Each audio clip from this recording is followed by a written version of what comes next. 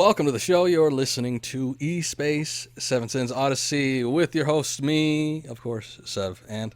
Me, Sin. Alrighty. So, on today's episode, we are going to be talking about VR and AR and all the other Rs. Assault rifles. Oh, yes, yeah. We're talking Okay. about ARs. We're talking about guns.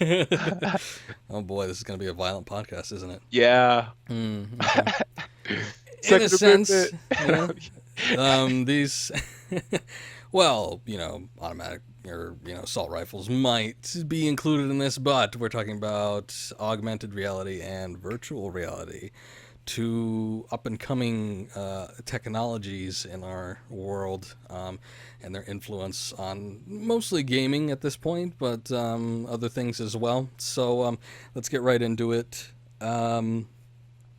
First of all, let's kind of get our impressions of what we've seen so far. What do you think about the current technology as far as AR and VR is concerned? I think it's a step in the right direction, Okay. So I guess the best place mentally that I start is like with the Wii, kind of. Well, Okay. it's not fully virtual reality. It was kind of like stemming out of the norm, kind of getting people thinking about like that Uh-huh. style of gaming, I suppose you could say. Right. And a lot of the technology that used kind of pushed forward a lot of what we're going to be seeing in VR and stuff like that. So I thought that was kind of neat, but I think that VR is a step in the right direction. Like it's definitely a step in the right direction. I think Ultimately for what though?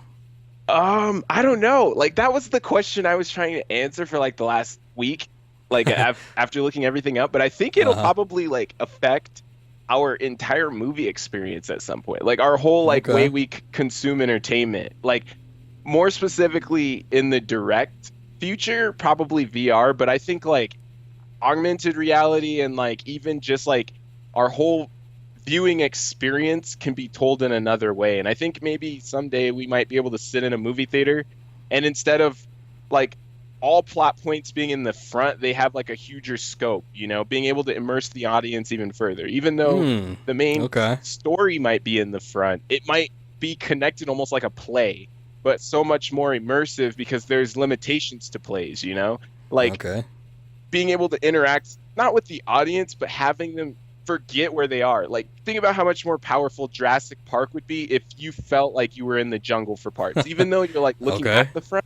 So Right. I feel like virtual reality is kind of like opening the door for people to be understanding to that. And then I feel like augmented reality is the technology that can get us there. So that's my Okay. idea behind it. So you don't merely think of it as a fad at this point. Not really. And Okay.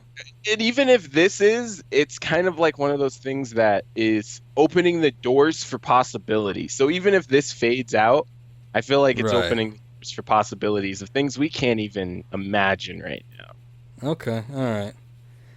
Well, all right. I can understand that. Me, from my point of view, I'm wondering if this is going to have any lasting value, basically. AR and VR. Right now, the technology, it almost seems like it's there, but then not quite. It's not completely immersive, as a lot of these developers would lead you to believe. But you take a look at some of the other things, the other increases in hardware, the other kind of shots that a lot of other companies have been taking. And it reminds me, the VR thing and even AR kind of reminds me of that. You're talking about Wii motion controls. Yeah. And that definitely has an influence on the current VR. A lot of the VR headsets that we've seen utilize a type of motion control for their games mostly. But other than that, I mean, you don't really see motion controls anywhere. That kind of died out. Nintendo, always the great innovator, always trying to push something new. The Wii was kind of a big boom. But I almost felt like when it comes to the Wii, that was almost sort of a the reason it was so popular was because it was something new. And then by the time that feeling of it being new wore off, it no longer became something that was relevant. You look at some of the better titles in the Wii's library, and it's like I can't even remember the motion controls for some of them. I'm thinking of stuff like Legend of Zelda, things like what the Smash, what would have been Brawl at that time. It's like I remember people hating to having to use the Wiimotes and just switching to standardized controllers. And with the consoles now that we see, motion controls are sort of integrated into it, but it's sort of taken a back seat. And you don't really see it too much because ultimately I feel like it was a little more intrusive than actually complementing a game. Maybe developers felt the same way, I'm not too sure. But it seemed to me like it was kind of hard to integrate that thing. But then, not only that, but let's take a look at other things too. 3D was a big thing. Remember? Yeah. Like a lot of the 3D devices. We have the 3DS. But honestly, how many people are using the 3D features on their 3DS? Most people I talk to don't even turn it on. Let alone use it frequently. Yeah, and I agree with that. I definitely think that gaming may not be the best platform for something like that. Like, but it's and that may be, but gaming is usually the kind of the forefront of a lot of this newer technology. yeah, Like I yeah, said, with motion controls, I mean, there was nothing else that you could really use that with. Or the 3D, you could do 3D television and stuff like that, but ultimately it would be kind of the same experience as you could have with a video game. It was still something on screen. And that, I feel like while motion controls kind of stayed a little bit, they had somewhat of an impact and minorly kind of fit into later iterations of gaming consoles and such, even though it's on a very, very small scale. I feel like 3D was pretty much dropped entirely. You used to see a lot of videos and stuff being released on Blu-ray, in addition also in 3D, or they'd have their own 3D release, or games would have 3D features. I almost see none of that nowadays. 3D televisions were kind of taking off, and then that stopped. Ultimately, we're not talking about 3D or motion controls, but what I'm talking about is that these are quote unquote innovations in the industry that have cropped up and subsequently just kind of died off. And I'm wondering if that same thing will happen to VR, because if we've seen the launches for the two current pieces of hardware that are out, like at the forefront, the HTC Vive and the Oculus Rift. It's yeah. like the starts for them have been kind of rocky.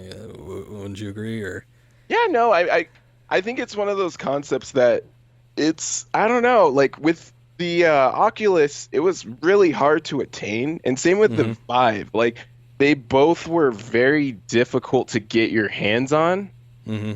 and it seemed like only like influencers had them for the longest time, and then like techies had them for the longest time, and then by the time anyone could get it, it's like, oh, we can get it now. It kind of wasn't a thing, like so I could see why it had like they weren't released right. Yeah, like in my opinion, they did have some really I kind of rocky feel the same way too. releases. Yeah.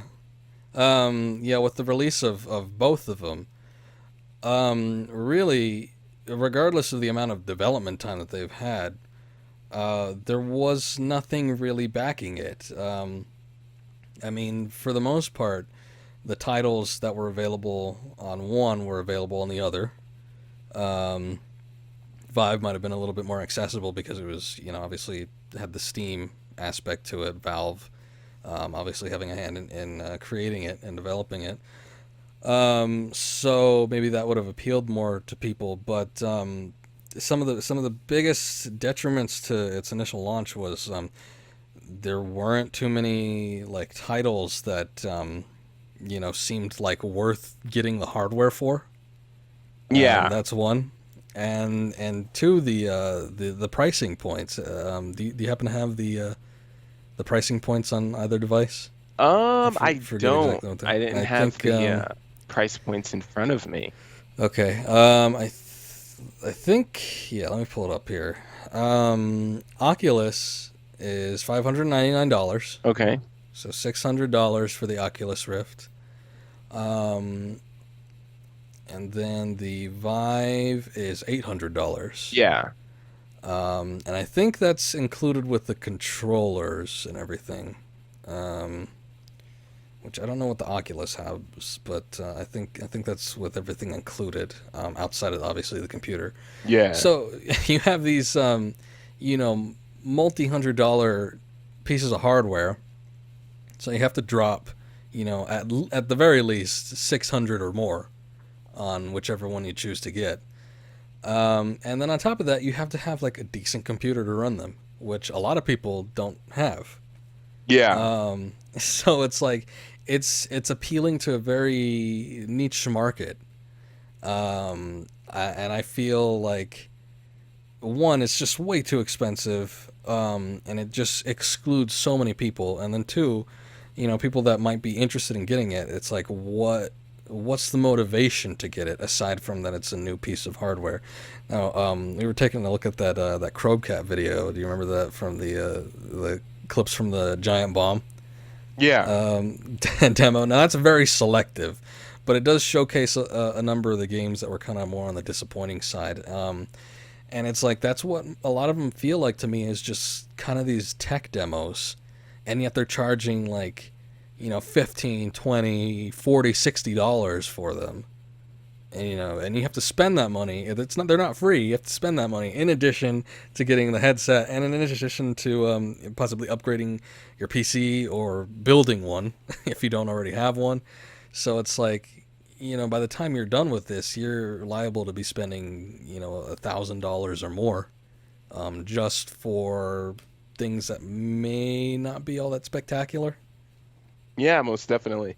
I do feel like that is the thing.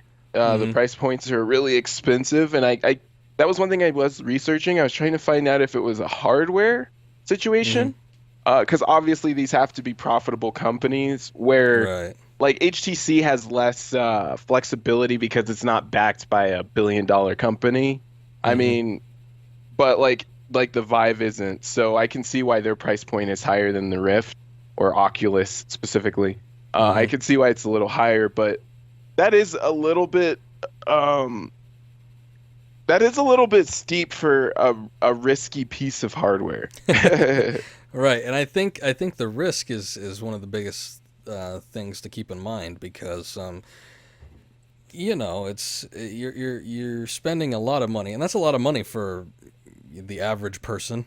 I would like to think, for something that, like I was kind of leading into, may or may not last. If this ends up being a fad and there's not a whole lot of development for it, is it worth spending, $600, $800, $1,000, depending on how much you actually need to run all this stuff?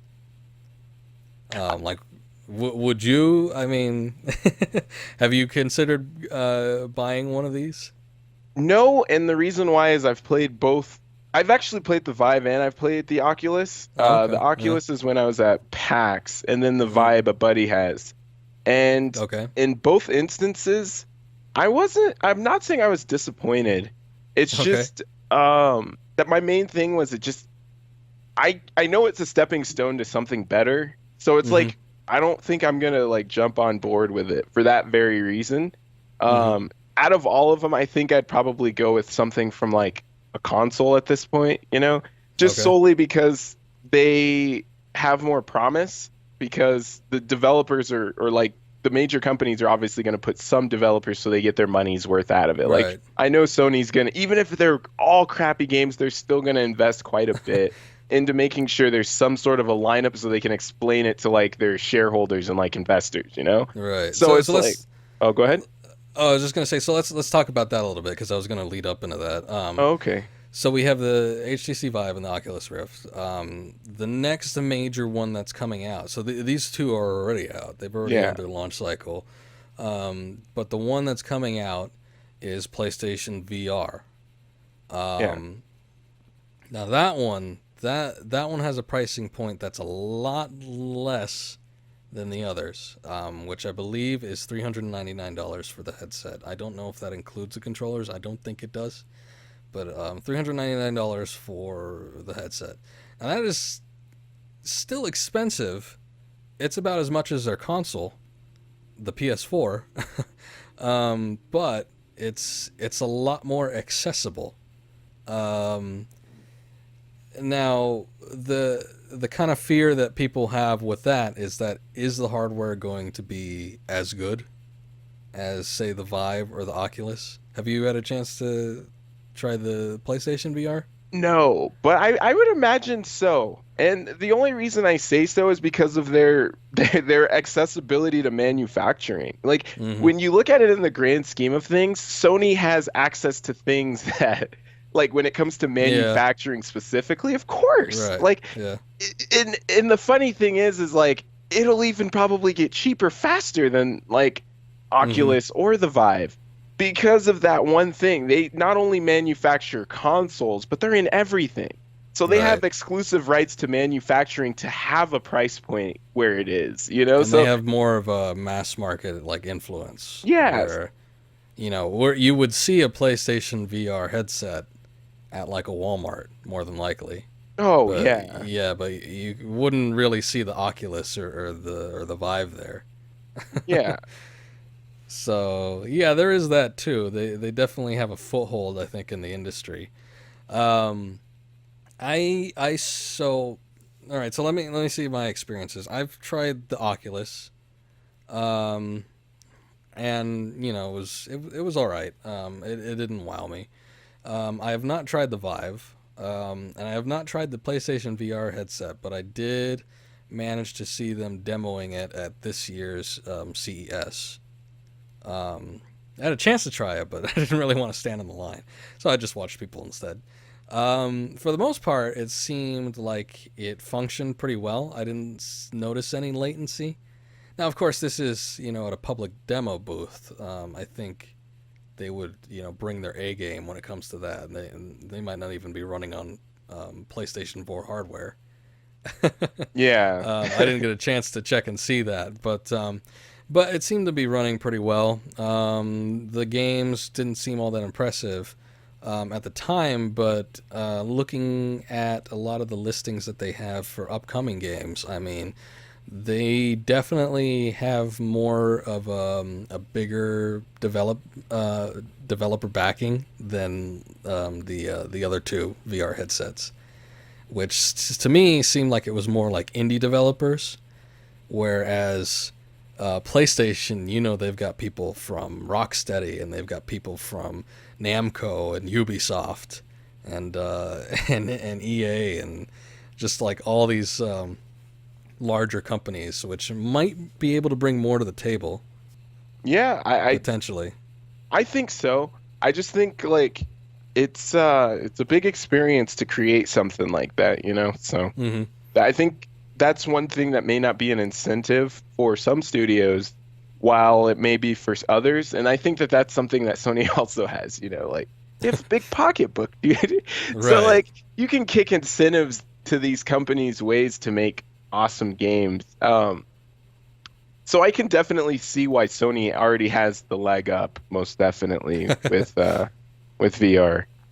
So you think of the three, do you think Sony's PlayStation VR has the most chance for success?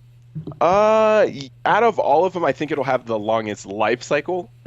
Okay. Because I mean, like mentioned, it's just a stepping stone. It's a neat little thing to keep people occupied for right now, and like All to right. kind of bring a resurgence and kind of it's exciting. I think it'll have the longest life cycle because of its price point, as Hmm. well as because it'll have the most unique content. Um, with Oculus and Vive, they're kind of fighting over the same market pretty much, Right. and they're fighting over the same market with nothing really extravagant to offer. Um, Okay. But like with Sony, they have their own unique market. They have developers who've been around this. They've worked with the Move in the past, so they have that working for them with some of these companies. So they may be able to integrate and keep up with some of the other things that indie developers are doing and kind of bring a whole new edge to it. I Mm-hmm. know like with creating content on virtual reality, one of the things that people don't realize is when you have like a studio, and I mean like having motion control studios to work from, you have opportunities that indie developers will never have. Like an indie developer is confined to like software, right? Right. So they can't necessarily throw themselves into a full-fledged like three-dimensional experience. They have to kind of create it, and Mm-hmm. that kind of makes it difficult for that layer. But when you go to a studio like Naughty Dog, let's say they decided to throw their hat into the ring and create a virtual reality experience, they Right. already have massive studios in Santa Monica that could allow them to be able to literally create the camera work alone that could create a real life experience for people just because they can sit there and say, okay, let's analyze this piece. Let's analyze this piece. And then they can take that concept, put it inside of real simulation and actually get people trying it with cameras and everything.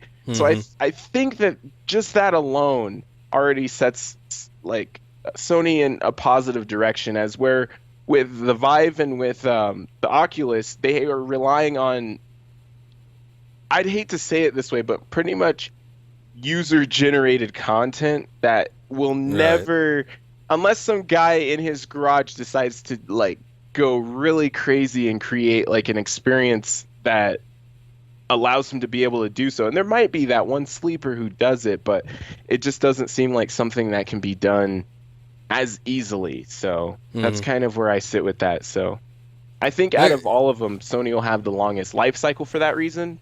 right. And I think they may even come out with some pretty neat stuff in the very tail end of it as well. I got you. All right. Yeah, I agree with that. I think Sony, with their foothold in the market, with their funds, with the developers they have backing them, with just the years of gaming, publishing, and development experiences they have, and however many companies that is a conglomerate of, I definitely think that they would have the most success in this particular market, in the market of VR. Um, yeah, you mentioned the point about its life cycle and the lifespan of these things. Um, if I remember right, Oculus said sometime, I think it was last year, they said that the VR industry is changing so much and there's already so much innovation that they expect the Rift to already have a successor within 2 to 3 years. Um, is that it's probably likely, but is that something that buyers should be concerned about when it comes to buying these headsets? It's Uh, like, would it be worth it if the technology is that changing as they say, and the life cycle of these VR devices is only going to be a couple of years? Honestly, I could say no, because if you look at like, I forget, but there was like this graph that I don't remember if it's in economics or social science where it talks about the early adapters and then it kind of explains the cycle of how people like buy things or they Mm-hmm. consume things. And it pretty much said early adapters are willing to pay whatever it costs. You know what I Okay. mean? So, like, those are the folks that are going to test it in the beginning. They're your alpha and beta testers. They're the ones Mm-hmm. that are going to get their hands in it. They're going to find the flaws in it and they're going to break it. And they're going to help you learn how to make it better. Then the next set are the guys that are waiting for it to be cheaper, for it to be refined a little bit, but they're still early enough within the cycle of an app, a game, whatever it is. They're still early enough within the cycle to find like late game bugs and problems and things like that. And Right. then that also allows you time to find an even lower price point. So I think that with technology, there's that one thing that folks have to keep in mind, that there's a price point for everyone depending on how patient you are, you know? Right. So like No, of course not. If there is a successor in 2 years, that's good for the guy who's waiting for that successor in 2 years, Like, Right. and there's the guy out there like me who's waiting for this to be a mass-produced thing, and it costs $250, and I'll be like, sure, I'll get it. Just because it's cheap enough and there's enough games to play. It doesn't So mean it's what? good. It just You're right. means that it's cheap enough, and I know there's not that many bugs, and there may be some pretty cool games. You know what I So mean? Like, where? Yeah, yeah. I got you. Where do you think most people would lie on that? On that then? I Do you would think? Do you think most people would be waiting for, the second or third or fourth iteration? I'm gonna say right now we're already probably in like the second or third. So I'd say the mass production phase is, if not the next one, like I think the next phase is the mass production phase. And Mm-hmm. then within that phase, we'll probably see the majority of folks. So I think, what is it? This fall is when like 90%, the rest of them kind of all kind of trickle in throughout the rest of this year through quarter four, pretty much Mm-hmm. somewhere in there. Or I know Right. that. So I think that's Sony. when. Oh, go ahead. I was gonna say Sony's VR launches in October, so that's just a month and about a month and a half, like And mid October. and the HoloLens is this year too, right? Or is that The Hololens, and we haven't even really talked about AR too much, but yeah, we could lead into it a little bit. The HoloLens is AR technology. Now that's something that's on a different scale altogether. Now the HoloLens, I believe they have a dev kit okay? that was released earlier this year. Okay. However, the mass produced, or like the consumer version, that hasn't had a release It was date the like at all. Daydream. My apologies. It's the Oh, okay, the Daydream. Daydream. Yeah, Okay. that's Google's. That's Yeah, yeah, yeah. yeah. I couldn't remember if it was Microsoft's or yeah, but it's the Daydream. So there's like several more that are coming out that are cheaper, and I think that Hmm. that's the market's there. Um, that's kind of why I think that we're in that phase now, where Okay. it's just going to be cheaper and better, and then eventually it'll be towards that peak slash drop off moment where it gets really cheap, Hmm. and that's when we may see the best games when it's accessible. They can kind of gauge whether or not it's something that consumers actually want. So Right. I If it think, makes it that far.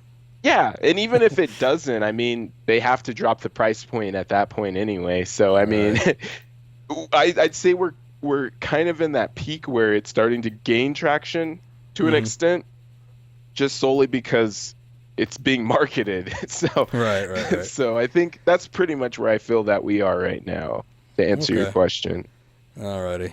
Yeah, I feel like I think it's a little slightly worrying, especially when Oculus says something like that, because they say, well, this first iteration, $600, who cares? We'll have another one out in 2 or 3 years.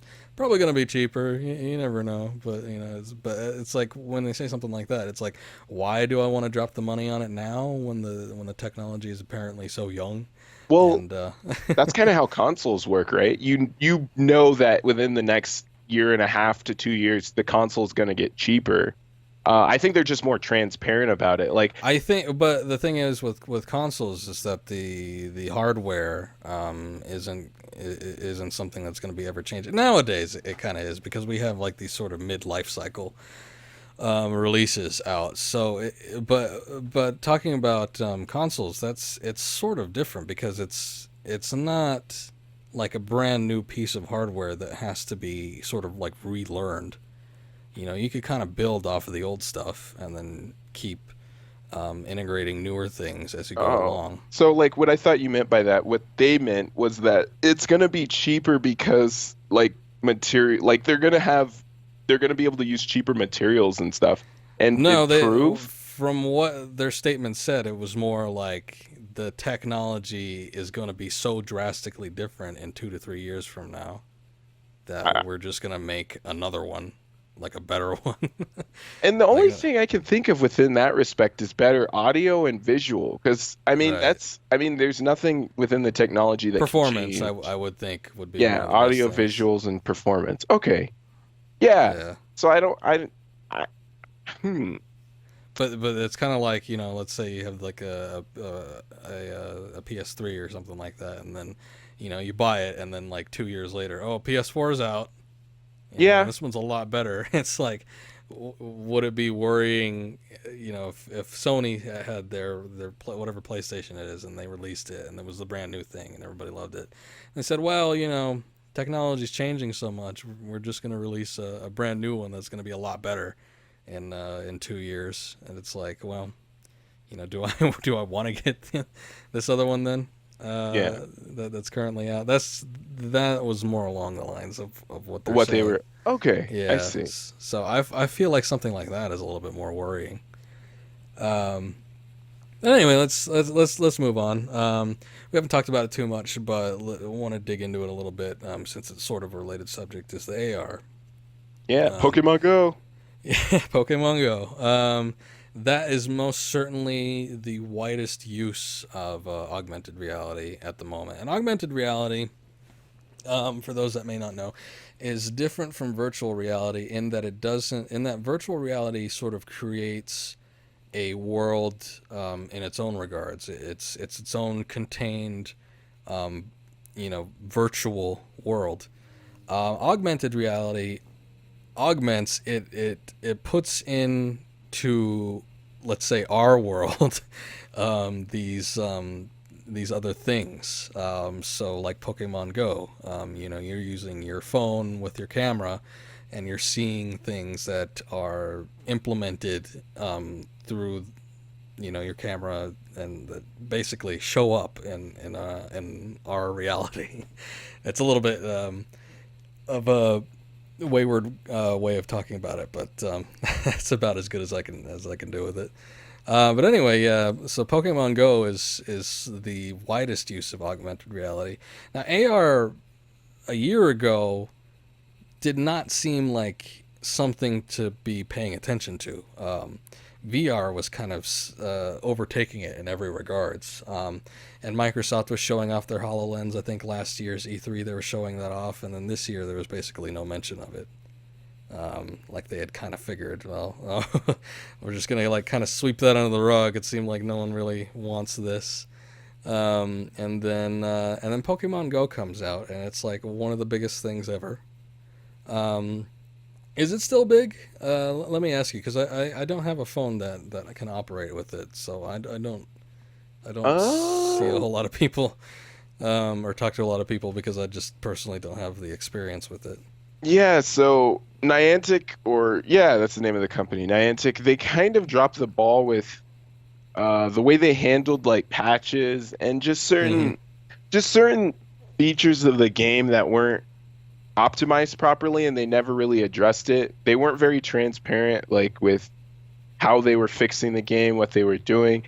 So I mean, the game for like, I suppose that it's still popular to some, but it did burn a great majority of people. It did. Okay. It burned a lot of people, and it seemed like very quickly.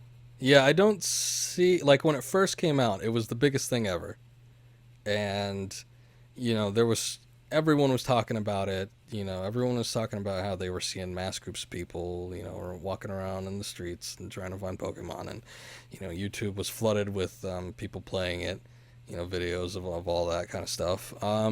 And then I would say, like, within a month's time, the sort of impact had decreased drastically. Like, it went from everyone talking about it to basically I don't hear about it at all. Yeah. And that's kind of me from an outsider's point. I'm not looking into it because I can't play it. I don't know if I would play it if I had access to it. It's just not my kind of thing. But in any regards, that's kind of my viewpoint from someone that's kind of like an outsider to this. Now, I know you've played it a bit. Yeah. And even you say that it still seems like there's kind of been this drop off. Oh yeah, it dropped off like it in my experience and with the folks that I've played with and stuff. It fell off like a while, like when they stopped patching it, and when it kind of just started becoming repetitive, I guess is the best word to use for it. It became really unfun fast. Like when the game just kind of started getting broken and there was no true dev support. Like they were just making small little patches to things, and the things that the community wanted, heck, even me, there was like small features and things that I would have loved to have seen to keep the playability going, and not really getting that. That's when it kind of faded away for a lot of people around me, at least. Okay. Now you gotta admit, with the amount of impact that it had, at least for the short time, I mean, that must have gotten people, these cell phone game developers just up in arms. I'm trying to come up with ways to do this, but the fact that it sort of died off fairly quickly. I mean, do you think that AR has its place in a sort of let's just keep it to video games for now. Do you think that AR has a strong hold in the video game community? No, it's not No? designed. I don't think its purpose is to be for video games, but it's a nice place to start. But no, I don't think it will. Not at all. Okay. No. I mean, we see a lot of these AR devices. Let's talk about the HoloLens for a second. I mean, this thing, it's an impressive piece of hardware. Its initial push was for gaming. It was for to be used in conjunction with the Xbox, and to be used in conjunction with things like the Kinect. In fact, it's kind of started off as being a sort of like this subsidiary of the Kinect, or at least this sort of offshoot, like a step further than the Kinect can go. And I can see where it might have its place, but I just don't find myself wanting a game in AR. It's kind of like my feelings with Pokemon Go. It's like I don't really want to just like look at my phone at stuff I'm already seeing, and just have like stuff supplemented in there. It's like if I want to play a game, I kind of want it to be a little bit more immersive, even if it's not something that's as visually engaging. Yeah. Just like a standard game. I'd rather something be like completely intact as far as a video game goes than just bits and pieces of it be kind of scattered throughout, if that makes any sense. Yeah, no, that makes sense. A lot of sense. I will say though that like while I don't feel like it's a good household gaming type thing, I think it could definitely make for a great experience. Like if you could do some sort of a simulation in like a controlled environment, that would be amazing. Augmented reality would be epic for that.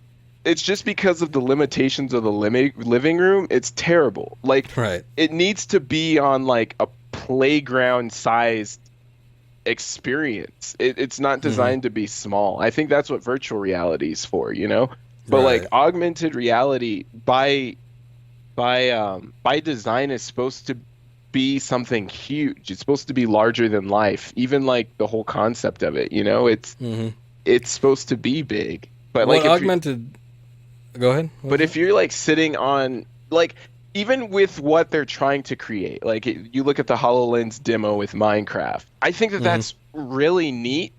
But at the same time, it kind of shows you the limit of what it can do. Like your experience is limited to such a small location. It doesn't feel like it would ever. It can only be as big as your living room. Right. Or wherever you play. And that's why I feel like it's a great idea, but it's not for home consumers that are just looking to play video games on the weekends, or who even the full-time players, there's no real experience that can create that. So where do you feel like the most practical use of augmented reality lies in? I would say like if you could create like as far as gaming or just in general? Just in general. I think it could be used for educational purposes. It could be used for even within the home. It could be even a great use. Like look at Jarvis. That's augmented reality. Well, yeah, Like, and that's what I was gonna say earlier. Augmented reality kind of seems to me like those things that you would see in a sci-fi movie. yeah, When you're watching, the Avengers and you're seeing Jarvis and Tony Stark working on stuff, and there's like all these 3D models and things like that. That to me seems like what augmented reality is trying to accomplish. When you're seeing Minority Report and they're doing the hand gestures, rewinding the video and stuff like that. That to me seems like what AR is all about. It never really seemed to me like something that could be implemented to make like it could make a game. I just don't think it would make a fun game. It seems like it would have a more practical use with other things. And what those might be, I don't know if I could say for sure.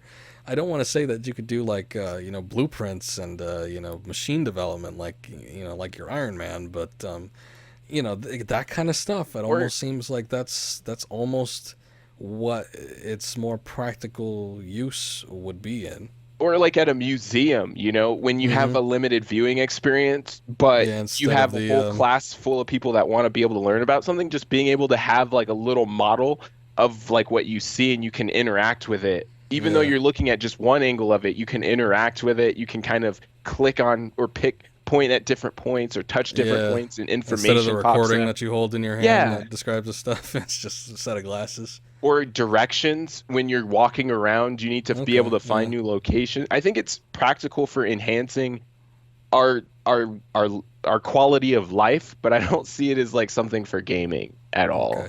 That's kind of how I feel. Yeah. Yeah, I could. Yeah, that's basically it. I think that about sums it up for me. So yeah, pretty much AR, no go for games, but I mean it does seem like a nice thing. Again, this is another thing with the pricing point, though. I mean, just looking at the HoloLens, I mean, the initial pricing point, I think, at least for the dev kit, was $3,000. Now that's spicy.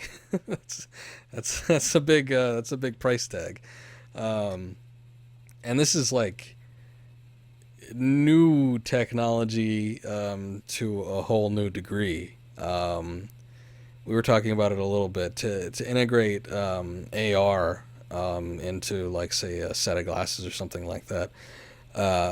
It requires a lot more just kind of like programming than just a VR setting would. Yeah. Just because it has to deal with variable settings. Yeah. VR, it makes its own setting. AR, it's dependent on the setting that you're currently in. And it has to build around that. So it has to kind of like be in this changing format. So it's like, I can understand it, but it's just like, it doesn't seem to me like something that everyone's gonna want. Unless it just becomes like the big thing. But you never know. Yeah. I mean, I just don't see how it could work in homes. Like, that's my biggest drawback. Like, how am I supposed to play a blockbuster title with, like, looking at it from bird's eye view? Or, like, Right. even if it is on my wall, I would rather just watch it on a TV. Unless it can be presented in a way where my mindset changes on it. I feel like right now it doesn't have that draw yet. Maybe they come up with something that can change my outlook on that a little bit, but it seems too far off by what they present just showing to individuals now. Like when you go and you kind of look at what they have on their website and like what they're showing, it's always like, oh, cool, I'm looking at stuff on a desk, or I'm looking at like it's Right. not it's like how can this turn into a video game, dude? Like you're expecting people to buy this, but this is nowhere near video game ready. I feel like we're getting the inside of something that we shouldn't see right now. Like Yeah, it's like this when they show off those demos, I mean, I'm just like, looking at that, and then I look over at my, 3DS and my Vita, and I'm like, yeah, I think I'd rather play those. yeah, it's like this feels like something that you should sell to like game developers in the back end and not try to market to people in the front end, like, Yeah. but I could be wrong, and a lot of folks might end up picking this up thinking that it's a neat concept and all that. But You know, that's just kind of where the cookie crumbles on that. I guess. All right, so we pretty much got it well covered. We could kind of lead into wrapping this up. So yeah, I mean that's basically our thoughts on AR, VR. What do you think? We didn't really reach a final conclusion on that. Would you pick up any of these first generation devices or?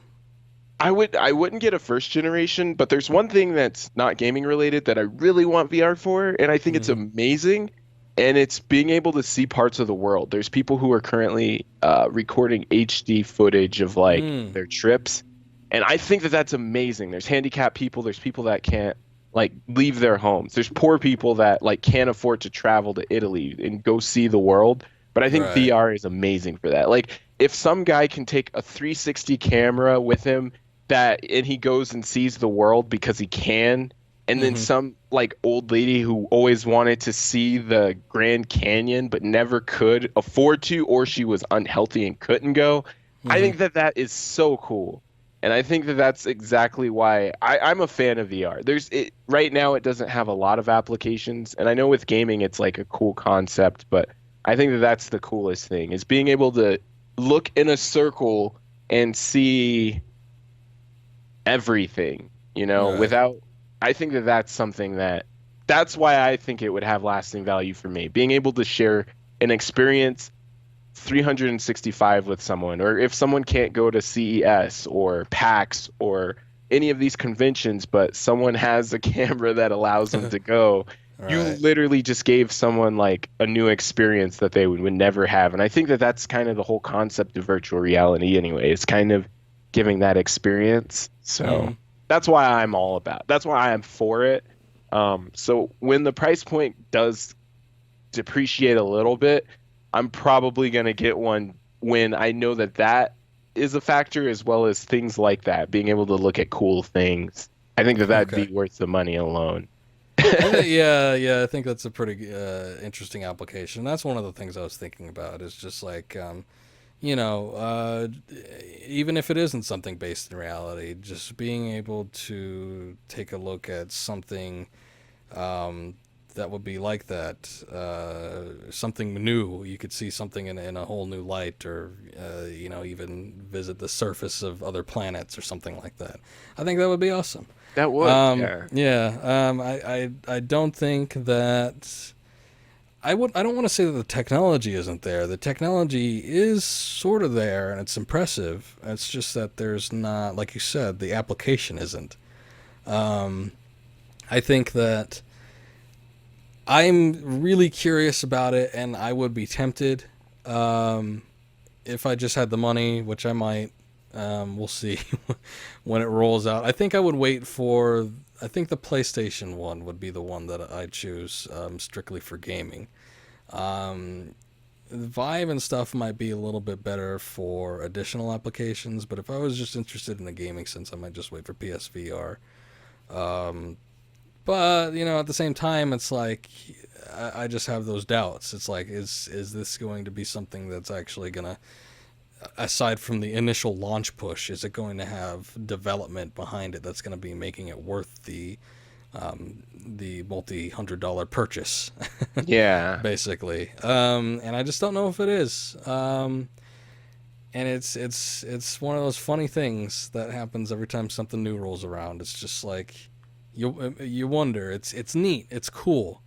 It's enticing, and it's definitely seems like something that's buy worthy. But is it going to be worth it in the long run? Because if it isn't, then you're stuck with this 400, 600, $800 paperweight, and Yeah. that's no fun. No, it is not. Yeah. So I think we could ultimately conclude that with both of them, very interesting pieces of hardware.